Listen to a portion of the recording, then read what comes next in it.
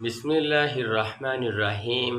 ইন্না আতাইনা কাল কাউসার, নিশ্চয় আমি তোমাকে হাউজে কাউসার দান করেছি। ফাসাল্লি লিরাব্বিক আনহার, তুমি তোমার রবের উদ্দেশ্যে নামাজ আদায় করো এবং কুরবানি করো।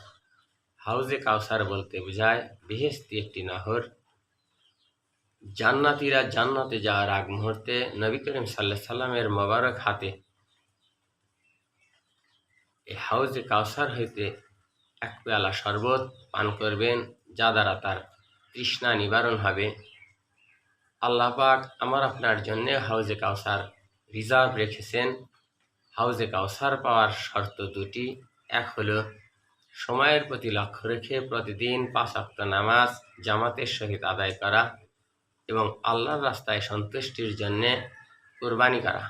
যদিও কোরবানি বলতে পশু কোরবানিকেই বুঝি, কিন্তু কোরবানির ব্যাখ্যায় বলা হয়েছে একজন মানুষ তার সারা জীবন একমাত্র আল্লাহর সন্তুষ্টি আল্লাহর রাস্তায় ব্যয় করার নামই হলো কোরবানি।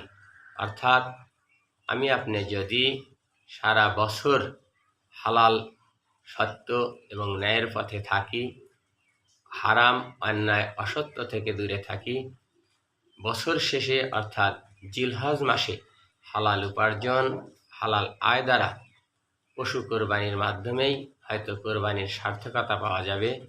অন্যথায় হয়তো কোরবানি আমাদের জন্য হবে শুধু গোস্ত খাওয়া।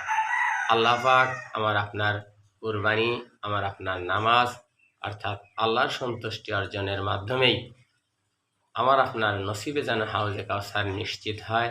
আল্লাহ সেই তৌফিক দান করুক।